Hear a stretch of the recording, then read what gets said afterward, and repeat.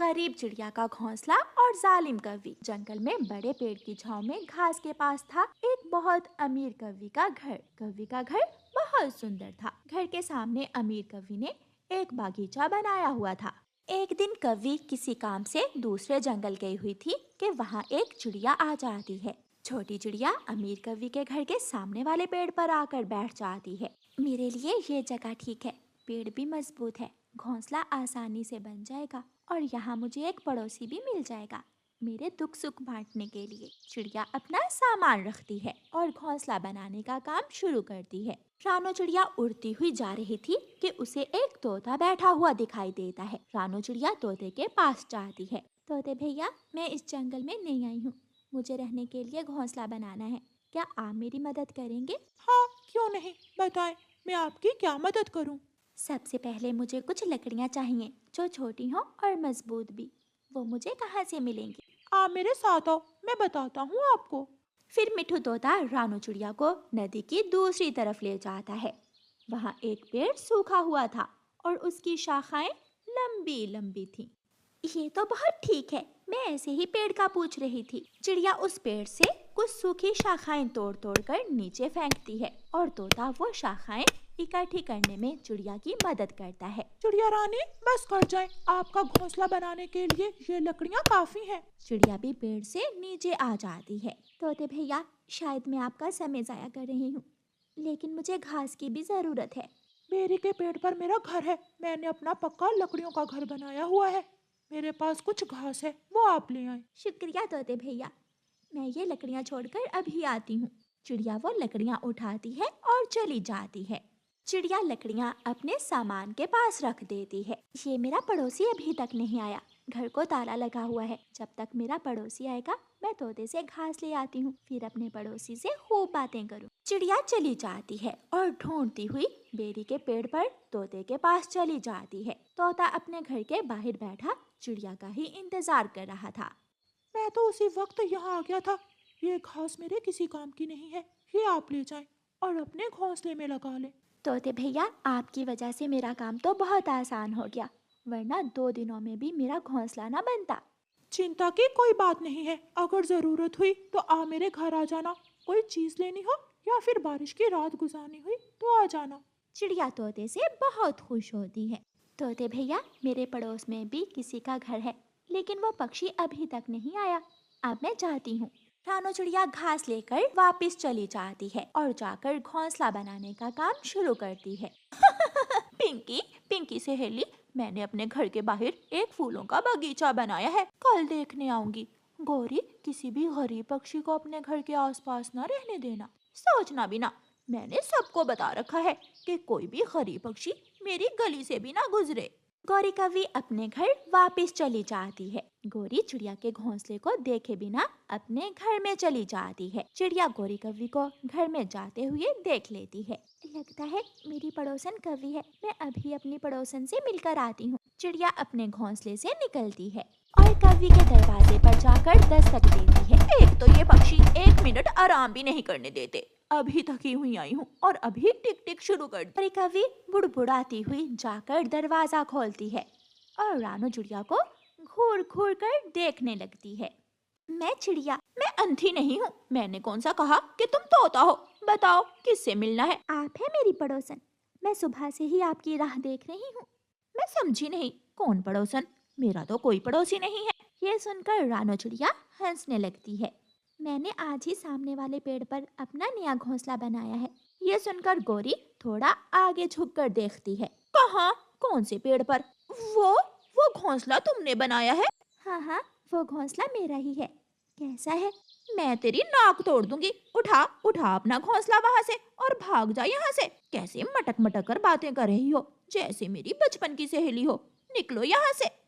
क्या हुआ? मैंने सोचा था कि आप मुझसे मिलकर बहुत खुश होंगी। मैंने एक बार कहा है, अपना घोंसला उठा और यहाँ से भाग जा। तू ऐसे नहीं जाएगी। गौरी कवि जल्दी से उठती है और जाकर चिड़िया का मटका उठाकर नीचे फेंक देती है। मटका टूट जाता है। चिड़िया रोने लग जाती है। कृपया करें कवि, मुझे माफ कर दें। मेरा घोंसला मत तोड़े, मेरा सामान मत फेंके। मैं 1-2 दिनों में चली जाऊंगी यहाँ से। आई बड़ी मेरी पड़ोसन, शक्ल देखी है अपनी। गौरी कव्वी गुस्से में अपने घर चली जाती है और रानू चिड़िया घोंसले में बैठकर रोने लग जाती है। कुछ पक्षियों के दिल भी पत्थर के होते हैं। प्यार, एहसास नाम की कोई चीज नहीं है ऐसे पक्षियों में। रात गुजर जाती है और फिर सुबह सुबह ही गौरी कव्वी फिर से आ जाती है। रात तो गुजर गई, अब शाम से पहले पहले अगर तुम यहाँ से ना गई तो मैं इस पेड़ को और तेरे घोंसले को आग ही लगा दूंगी। रानू चिड़िया कुछ बोले बिना हाँ में सर हिलाती है। उसकी आंखों में आंसू थे। जैसे ही गौरी कव्वी जाती है, रानू चिड़िया उड़ती है और बेरी के पेड़ पर तोते के पास जाती है। तोते भैया, मैं भूल में थी। मैं सोच रही थी कि मेरी पड़ोसन भी मेरी तरह नरम दिल की मालिक होगी, लेकिन उसे तो मेरा वहाँ रहना बिल्कुल भी पसंद नहीं आया। वो कव्वी ये नहीं जानती कि पक्षियों को जिंदगी में एक दूसरे की जरूरत पड़ती ही रहती है। आप जाएं और अपना सामान उठा लाएं। आप मेरे साथ मेरे घर में रहें। फिर रानू चिड़िया जाती है और अपना सामान उठा लाती है। तोते भैया, मैं घर के काम में आपकी मदद करूंगी। मैं लाऊंगा दाना और आप करोगी घर की देखभाल। ऐसे तोता और रानू चिड़िया मिलकर रहने लगते हैं। एक रात ठंडी हवा चलने लगती है।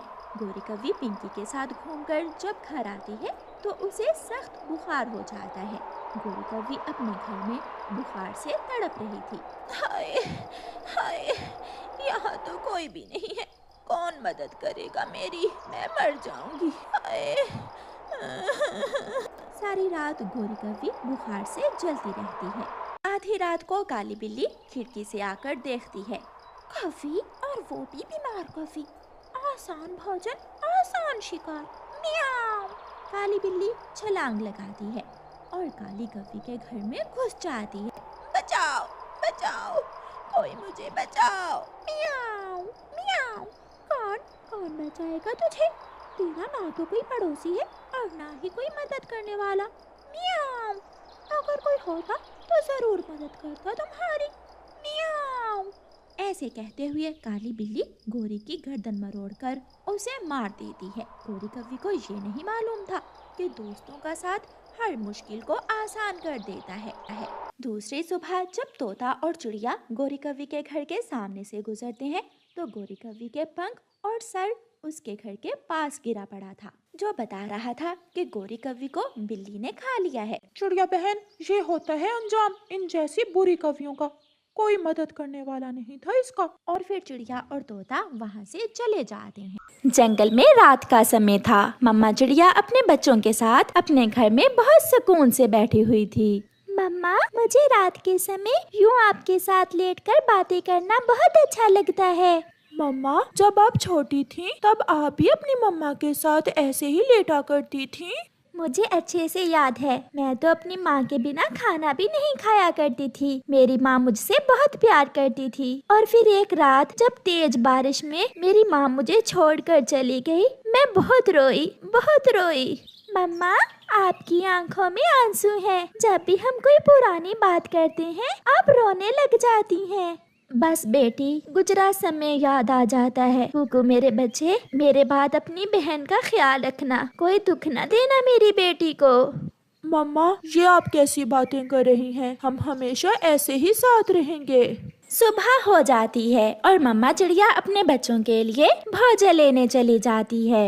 मिल गया मुझे, मेरे बच्चों के लिए मीठा फल मिल गया। मेरे बच्चे मीठा फल देखकर बहुत खुश होंगे। मम्मा चिड़िया मीठा फल अपनी चोंच में लेकर अभी उड़ ही थी कि पीछे से एक जालिम चील आकर मम्मा चिड़िया पर हमला कर देती है। लड़ाई शुरू होती है। झाड़ियों में बैठा कालू कौवा ये सब देख रहा था, मगर वो डर जाता है। वो कैसे उस बड़ी चील का मुकाबला कर सकता था। वो चील मम्मा चिड़िया को मारकर अपने पंजों में लेकर वहाँ से चली जाती है। बच्चों, मैंने अपनी आँखों से देखा है, आपकी माँ को चील खा गई है। ये सुनकर दोनों बच्चे रोने लग जाते हैं। कालू अंकल, मेरी मम्मा तो अभी हमारे लिए भोजन लेने गई थी। मम्मा, आप क्यों हमें छोड़कर चली गई? बहुत जालिम है वो चील, बहुत जालिम है। वो मुझे खा लेती, मगर मेरी मम्मा को ना खाती। कौवा चला जाता है। बच्चे सारी रात बैठे रोते रहते हैं। फिर दूसरे दिन कुकू अपनी बहन के लिए भोजन लेने जाता है। उस दिन के बाद कुकू अपनी बहन का ख्याल रखने लगा। कुकू अपनी बहन के लिए दाना लाता, अपनी बहन के लिए मीठा फल लाता और फिर शाम को दोनों बहन भाई नदी पर सैर करने एक साथ जाते। वक्त के साथ साथ बच्चे बड़े होते गए और फिर एक दिन कुकू एक चिड़िया से शादी कर लेता है। ये कौन है कुकू? भूल गई आप? मैंने बताया तो था, ये मेरी छोटी बहन है। भाभी, मैं आपके लिए मीठे फल लाया करूँगी, मैं आपके लिए दाना लाया करूँगी। नहीं नहीं, ये काम तो मेरा पति ही कर लिया करेगा। मैं अपनी बहन से बहुत प्यार करता हूँ, आप मेरी बहन को माँ का प्यार देना। माँ, अभी से? मैं तो अभी खुद छोटी हूँ। फिर दूसरे दिन कुकू जब घर से बाहर जाता है तो गोरी कौवी उसकी पत्नी के पास आती है। कहाँ है तुम्हारी नंद? वो तो अभी सोई हुई है। उसे शुरू से ही अपने जूते के नीचे रखना, वरना ये तुम्हारा कुछ नहीं बनने देगी। कुकू जो भी लाएगा इसी का होगा। मुझे माँ ने ये सब सिखा कर भेजा है। फिर तो तुम्हारी माँ भी मेरी तरह ही होगी। गोरी कौवी चली जाती है। अब उठ जाओ महारानी, 12 बजने को हैं। भाभी, खाना कहाँ है? कौन सा खाना? जल्दी से घर की सारी सफाई कर लो और फिर बर्तन धोकर खाना बना लेना। मैं थोड़ी देर गोरी कौवी के घर टीवी देखने जा रही हूँ। मगर भाभी, मुझे तो अभी ये सारे काम नहीं आते। माँ के बाद ये सब भाई ही करते थे। अगर करोगी तो सीख जाओगी। कुकू की पत्नी गोरी के घर टीवी देखने चली जाती है और गुड़िया काम शुरू करती है। वो घर की सफाई करती है, वो सब्जी बनाती है, बर्तन धोती है और फिर शाम को खाना बनाती है। अब चली जाओ, कुकू आने ही वाला होगा। उसके आने से पहले पहले जाकर काम संभाल लो। हाँ, जाकर देखती हूँ क्या कुछ किया है कुकू की लाडली बहन ने। ये गिलास कैसे टूटा? भाभी, मैं बर्तन धो रही थी, ये टूट गया। इस बात पर गुड़िया की भाभी उसे मारना शुरू कर देती है। कान खोल कर सुन लो, अब तुम बच्ची नहीं रही हो, तुम बड़ी हो गई हो। सारे काम अच्छे से सीख लो और अगर अपने भाई को कुछ बताया तो जान से मार दूंगी मैं तुम्हें। गुड़िया कहाँ हो? चलो चलो, वहाँ बैठ जाओ। गुड़िया को बिठाकर उसकी भाभी खुद काम करने लग जाती है। गुड़िया, मैं तुम्हारे लिए लड्डू लाया हूँ। लाए पति जी, ये मुझे दे दे, हम ये दोनों कल खाएंगी। गुड़िया ने अभी अभी मिठाई खाई है। गुड़िया बहुत डर गई थी, उसकी भाभी ने उसे बहुत डरा दिया था, इसलिए वो खामोश रहती है। दिन गुजरते गए और गुड़िया की भाभी का उस पर अत्याचार बढ़ता गया। मेरी सहेली आई है आज मुझसे मिलने, चलो जल्दी से जाकर चाय बनाओ। गुड़िया रसोई में जाती है और चाय बनाना शुरू करती है। ये कौन है सहेली? ये है मेरी मुफ्त की नौकरानी। फिर वो दोनों हंसने लग जाती हैं। ये ले भाभी, चाय बन गई। गुड़िया की भाभी एक घूंट लगाती है और गरम गरम चाय उसके ऊपर फेंक देती है। मम्मा, मुझे बचा ले। जबान काट दूंगी अगर बोली। चुप कर जाओ। गुड़िया सहम कर खड़ी हो जाती है। ऐसी चाय खुद ही पी लिया करो बनाकर, बेशरम, ना कोई जायका ना स्वाद। मैंने सोचा है अब हम गुड़िया की शादी कर दें। नहीं पति जी, इतनी भी क्या जल्दी है, अभी तो गुड़िया छोटी है, जब बड़ी होगी तो देख लेंगे। अगर इसकी शादी हो गई तो मुझे मुफ्त में नौकरानी कहाँ से मिलेगी? मुझे पूरा विश्वास है आप गुड़िया का अच्छा ही सोचोगी। फिर दूसरे दिन हरियाली तोती गुड़िया के घर आती है। वो अभी दरवाजे के पास ही थी। तुम सारी जिंदगी मेरी नौकरानी बनकर ही रहोगी। अगर तुम्हारे भाई ने तुमसे शादी की बात की तो ना कर देना। जी भाभी। चल भाग और जाकर चाय के बर्तन धो लो। तो ये है असल हकीकत, इसकी भाभी का व्यवहार गुड़िया से ऐसा है। हरियाली वापस चली जाती है। कुकू बेटा, मैंने ये सब अपनी आँखों से देखा। तुम्हारी भाभी गुड़िया को नौकरों से भी बुरा समझती है, मगर गुड़िया ने ये सब मुझसे क्यों छुपाया? वो डरी हुई है, वो तुम्हें कुछ भी बताने से डरती है। फिर दूसरे दिन कुकू घर से जाने का बोलकर अपने घर के पास ही छुपकर बैठ जाता है। थोड़ी देर बाद गोरी कौवी उनके घर आती है। गुड़िया, जल्दी आओ, आकर मेरे पाँव दबाओ, बहुत दर्द हो रहा है मेरे पाँव में। मैंने तो साफ साफ बोल दिया है इसके भाई को कि अभी शादी नहीं करनी इसकी। मुफ्त की नौकरानी कौन हाथ से जाने देगा? फिर वो दोनों हंसने लग जाती हैं। कुकू भी ये सब सुन लेता है। अभी गुड़िया का भाई जिंदा है। मुझे नहीं मालूम था कि मैं एक पत्नी नहीं बल्कि एक डायन ब्याह कर लाया हूँ। फिर कुकू अपनी पत्नी को घर से निकाल देता है और अपनी बहन का खुद ख्याल रखता है और दोनों बहन भाई खुशी का जीवन गुजारते हैं। आज शाम को जो कमाई होगी मैं उसमें से गोरी के लिए मिठाई लेकर जाऊंगा। कौवा ऐसे सोच रहा था। वो जंगल में अपना ऑटो चलाया करता था। वो सुबह से बैठा हुआ था। अब जाकर कहीं चाचा छमछम कौवे के पास आता है। कालू कौवे, मुझे पूर्व वाले जंगल जाना है, कितने पैसे लोगे? बैठे बैठे चाचा जी, आपका अपना ही ऑटो है।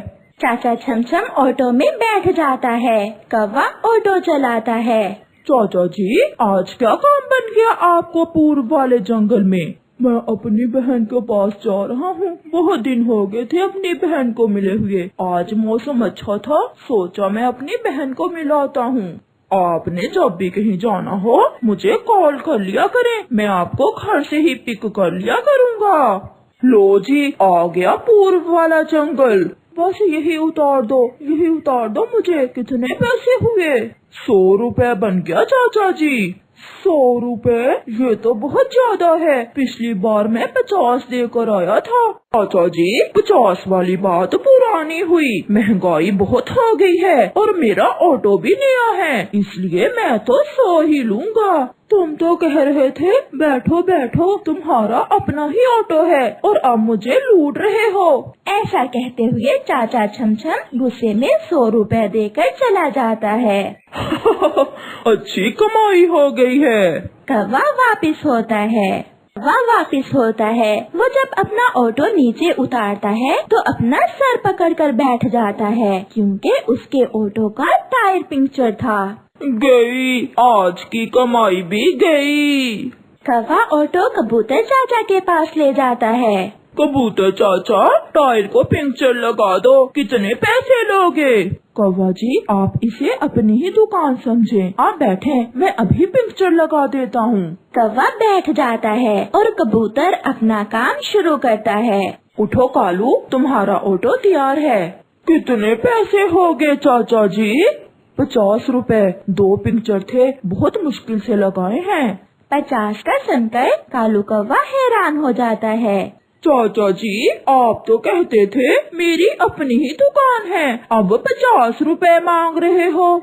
महंगाई बहुत है, मैं तो 50 ही लूँगा। फिर कालू कौवा गुस्से में 50 रुपए कबूतर को देकर वहाँ से चला जाता है। आज फिर खाली हाथ ही आगे हो, कुछ खाने के लिए भी लाए हो? मैंने सुबह बताया भी था कि घर का सारा राशन खत्म हो गया है। आज फिर टायर पंक्चर हो गया था। मैंने चाचा छमछम को लूटा और कबूतर ने मुझे लूट लिया। इससे तो अच्छा है तुम कोई और ही काम कर लो। मुझसे और कोई काम नहीं होता, कल की कमाई से राशन ले आऊँगा। दूसरे दिन कौवा अपना ऑटो लिए बैठा हुआ था कि रानो चिड़िया की माँ आती है। कौवे बेटा, मुझे अपनी बेटी रानो के घर जाना है, क्या तुम मुझे ले जाओगे? ये बूढ़ी चिड़िया पागल है क्या? रानो चिड़िया का घर तो वो सामने है। हाँ हाँ माँ जी, ले जाऊंगा, आप बैठे। रानो चिड़िया की माँ ऑटो में बैठ जाती है। कौवा ऑटो लिए चिड़िया के घर के पास से आगे गुजर जाता है और 2-3 चक्कर उसी जगह पर लगाकर रानो चिड़िया की माँ को रानो चिड़िया के घर के सामने उतार देता है। अगर उड़कर आती तो थक जाती आप। ये है रानो चिड़िया का घर। कितने पैसे हुए बेटा? 50 रुपए हो गए माँ जी। रानो चिड़िया की माँ 50 रुपए देकर उतर जाती है। क्या उस कौवे के बच्चे ने आपसे 50 रुपए लिए यहाँ तक आने के? हाँ बेटी, सफर भी तो काफी था। माँ जरा बाहर निकले, घर के बाहर आकर देख। चिड़िया अपनी माँ को घर के बाहर ले जाती है। वो देखें, सामने से ही बैठी थी आप उस कौवे के ऑटो में। हाँ बेटी, बैठी तो मैं वही से थी उस कौवे के साथ। माँ, उस दुष्ट कौवे ने फजूल में ही आपके इधर उधर चक्कर लगवाए। आप तो मेरे घर के बहुत करीब थी। ऐसे कौवा दूसरे पक्षियों को लूटता, मगर फिर भी उसका कुछ ना बनता। हर रोज शाम को कालू का ऑटो खराब हो जाता और जो कमाया होता वो लग जाता। आज पंख खराब हो गया है, आज की कमाई भी गई। ऐसे सोचता हुआ कौवा अपना ऑटो वर्कशॉप में ले जाता है। ऐसे ही दिन गुजरते गए, मगर कालू कौवा ना तो दूसरे पक्षियों को चूना लगाने से बाज आता और ना ही उसे कमाई होती। एक दिन वो उल्लू बहुत जल्दी में उड़ता हुआ आता है। उसके पास एक बैग भी था। कौवे जी जल्दी चलो, मुझे काले जंगल में जाना है। 200 लूंगा, 200 वहाँ का, वो इलाका बहुत खतरनाक है। तुम 200 ही ले लेना, जल्दी चलो। वो उल्लू ऑटो में बैठ जाता है। कौवा ऑटो चलाता है। ये उल्लू पागल ही है, 200 में ही मान गया।